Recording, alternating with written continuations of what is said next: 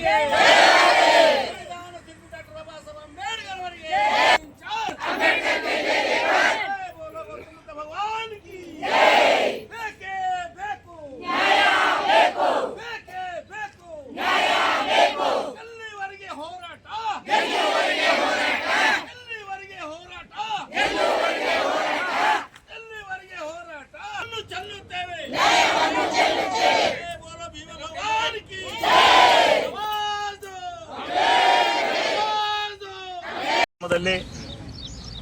Doctor Baba Saheb Ambedkar ಅವರ ಸಮುದಾಯ ಭವನದ ನಿರ್ಮಾಣಕ್ಕಾಗಿ ಸುಮಾರು 3 ತಿಂಗಳ ಹಿಂದೆ ಈ ಒಂದು ಸತ್ಯಾಗ್ರಹ ಅಥವಾ ಮನವಿಯನ್ನು ಈಗಾಗಲೇ ಈ ಬಡಾವಣೆಯ ಎಲ್ಲ ಮಹಿಳೆಯರು ಮತ್ತು ಮುಖ್ಯಸ್ಥರು ಮತ್ತು ವಿವಿಧ ಸಂಘಟನೆಯ ಮುಖ್ಯಸ್ಥರು ಹಾಗೂ ಎಲ್ಲ ನಮ್ಮ ಸಮಾಜದ ಮುಖಂಡರುಗಳು ಸೇರಿಕೊಂಡು ಡಾಕ್ಟರ್ ಬಾಬಾ ಸಾಹೇಬ್ ಅಂಬೇಡ್ಕರ್ ಅವರ ಸಮುದಾಯ ಭವನದ ನಿವೇಶನದ ಮಂಜೂರಾತಿಗಾಗಿ ಈಗಾಗಲೇ ಮಹಾನಗರ ಪಾಲಿಕೆಯಿಂದ ಹಿಡಿದುಕೊಂಡು ನಮ್ಮ ಕರ್ನಾಟಕ ಸರ್ಕಾರದ ಉಪಮುಖ್ಯಮಂತ್ರಿಗಳಾಗಿರ್ತಕ್ಕಂಥ ಡಾಕ್ಟರ್ ಜಿ ಪರಮೇಶ್ವರ್ ಅವರವರೆಗೂ ಕೂಡ ಈಗಾಗಲೇ ಪತ್ರದ ಮುಖೇನವಾಗಿ ಈಗಾಗಲೇ ಮನವಿಯನ್ನು ಮಾಡಲಾಗಿದೆ. ಅವರು ಕೂಡ ಅಲ್ಲಿ ಸಕಾರಾತ್ಮಕವಾದ ಒಂದು ವಿಚಾರವನ್ನು ಹೇಳಿ ಈಗಾಗಲೇ ಜಿಲ್ಲಾಡಳಿತಕ್ಕೆ ಆ ಒಂದು ನಿರ್ದೇಶನವನ್ನು ಕೂಡ ನೀಡಿದ್ದಾರೆ.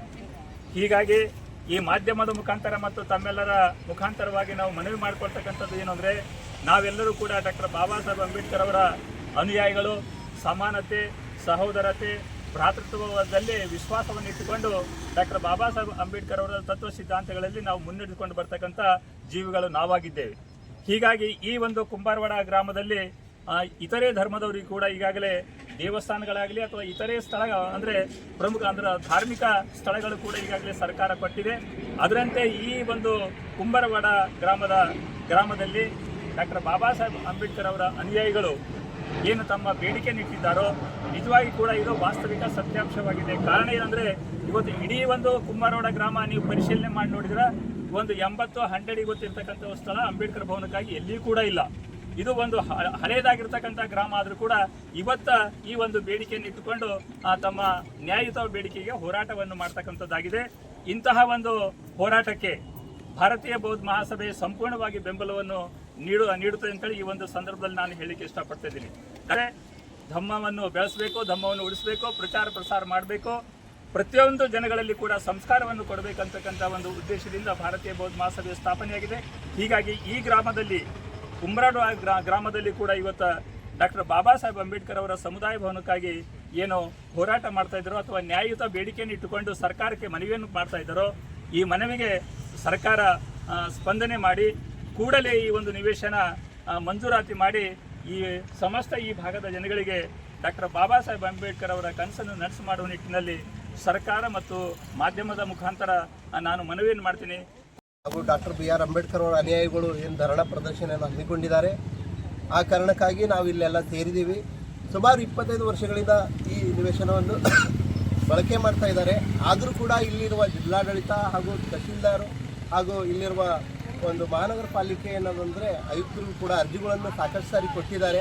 ಹೀಗಾಗಿ ನಾವು ಆಗ್ರಹ ಮಾಡೋದಿಷ್ಟೇ, ಈ ಜಿಲ್ಲಾಡಳಿತ ಏನು ಮಾಡ್ತಾ ಇದೆ, ಇಷ್ಟೆಲ್ಲ ಅರ್ಜಿಗಳನ್ನು ಕೊಟ್ಟಿದ್ರು ಕೂಡ ಸರ್ಕಾರಕ್ಕೆ ಸ್ವಲ್ಪ ಆದರೂ ಏನಾದರೂ ಮಾನವೀಯತೆ ಇದೆನಾ ಅಂಥೇಳಿ ನಮಗೆ ಇದೊಂದು ಪ್ರಶ್ನೆ ಕಾಡ್ತಾ ಇದೆ ಬಂಧುಗಳೇ. ಹೀಗಾಗಿ ನಾನು ಆಗ್ರಹ ಮಾಡೋದಿಷ್ಟೇ, ನೀವೇನಾದರೂ ಇದನ್ನು ಗಂಭೀರವಾಗಿ ಪರಿಗಣಿಸಿ ಈ ಕುಂಬಾರವಾಡ ಗ್ರಾಮದಲ್ಲಿ ನಿವೇಶನ ಇದೆ, ಡಾಕ್ಟರ್ BR ಅಂಬೇಡ್ಕರ್ ಅವರ ಸಮುದಾಯ ಭವನಕ್ಕೆ ಮೀಸಲಿಟ್ಟಿರುವ ಜಾಗ ಇದೆ, ಇದನ್ನು ಕೂಡಲೇ ನೀವೇನದಂತಂದರೆ ಇವರಿಗೆ ಬಾಬಾ ಸಾಹೇಬ್ ಅಂಬೇಡ್ಕರ್ ಅವರ ಸಮುದಾಯ ಭವನಕ್ಕೆ ಏನದಂತಂದರೆ ನೀವು ಕೊಡಬೇಕು, ಅದು ಮಂಜೂರಾತಿ ಮಾಡಬೇಕು.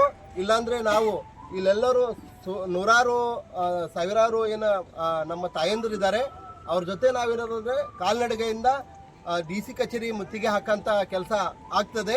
ಹೀಗಾಗಿ ಇಲ್ಲಿರುವ ಜಿಲ್ಲಾಡಳಿತ, ಜಿಲ್ಲಾ ಉಸ್ತುವಾರಿ ಮತ್ತು ಇಲ್ಲಿರುವ ಶಾಸಕರು ಕಣ್ತೆರೆದು ನೋಡಬೇಕು.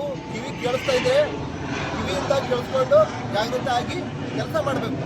ಇಲ್ಲ ಅಂತಂದರೆ ನಾವು ನಿಮ್ಮ ರಾಜೀನಾಮೆ ಕೊಡುವವರೆಗೆ ಏನದಂತಂದರೆ ನಾವು ಈ ಜಾಗದಂತೂ ಎದ್ದೇಳಲ್ಲ. ಮತ್ತು ಇಲ್ಲಿಂದ ನಾವೆಲ್ಲ ಭೀಮ ಸೈನಿಕರು ಮತ್ತೆಲ್ಲ ತಾಯಂದರು ಕೂಡ ಕಾಲ್ನಡಿಗೆಯಿಂದ ಜಿಲ್ಲಾ ಕಚೇರಿ ಮುತ್ತಿಗೆ ಹಾಕಂತ ಪ್ರಸಂಗ ಬಂದೇ ಬರುತ್ತೆ ಅಂತ ಹೇಳಿ ಇಷ್ಟನ್ನು ಹೇಳ್ತೀನಿ. ವಿಧಾನಸಭೆ ಬೆಂಗಳೂರು ಮಾನ್ಯರೇ, ವಿಷಯ ಬೀದರ್ ನಗರದ ಕುಂಬಾರವಾಡ ಸರ್ವೆ ನಂಬರ್ 51 ರಲ್ಲಿನ 75 ಮತ್ತು 80 ವಿಸ್ತೀರ್ಣದ ಜಾಗವನ್ನು ಸಂವಿಧಾನ ಶಿಲ್ಪಿ ಡಾಕ್ಟರ್ ಬಿಆರ್ ಅಂಬೇಡ್ಕರ್ ಅವರ ಸಮುದಾಯದ ಭವನಕ್ಕಾಗಿ ಮಂಜೂರು ಮಾಡಿ ಸದರಿ ಜಾಗವನ್ನು ಡಿಮ್ಯಾಂಡ್ ರಿಜಿಸ್ಟರ್ನಲ್ಲಿ ನಮೂದಿಸುವ ಕುರಿತು ಆಗ್ರಹಿಸಿ ಧರಣಿ ಸತ್ಯಾಗ್ರಹದ ಮೂಲಕ ಮನವಿ ಪತ್ರ.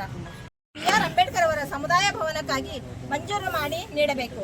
ಎರಡನೇದಾಗಿ ಕುಂಬಾರವಾಡ ಸರ್ವೆ ನಂಬರ್ 51/1ರಲ್ಲಿನ 75 ಮತ್ತು 80 ಅಡಿ ವಿಸ್ತೀರ್ಣದ ಜಾಗವನ್ನು ಬೀದರ್ ಮಹಾನಗರದ ಪಾಲಿಕೆ ಬೀದರ್ ಡಿಮ್ಯಾಂಡ್ ರಿಜಿಸ್ಟರ್ನಲ್ಲಿ ಸಂವಿಧಾನ ಶಿಲ್ಪಿ ಡಾಕ್ಟರ್ ಬಿಆರ್ ಅಂಬೇಡ್ಕರ್ ಅವರ ಸಮುದಾಯ ಭವನ ನಿರ್ಮಾಣಕ್ಕಾಗಿ ಕಾದಿರಿಸುವ ಜಾಗವಾಗಿದೆ ಎಂದು ನಮೂದಿಸಬೇಕು. ಮೂರನೆಯದಾಗಿ ಸದರಿ ಜಾಗದಲ್ಲಿ ಸಮುದಾಯ ಭವನ ನಿರ್ಮಾಣ ಮಾಡಲು ಜಿಲ್ಲಾ ಉಸ್ತುವಾರಿ ಸಚಿವರು, ಸ್ಥಳೀಯ ಶಾಸಕರು, ಜನಪ್ರತಿನಿಧಿಗಳು, ಅಧಿಕಾರ ವರ್ಗದವರು ಸರ್ಕಾರದಿಂದ 1 ಕೋಟಿ ಹಣವನ್ನು ಮಂಜೂರು ಮಾಡಬೇಕು. ವಂದನೆಗಳೊಂದಿಗೆ ಜೈ ಭೀಮ್.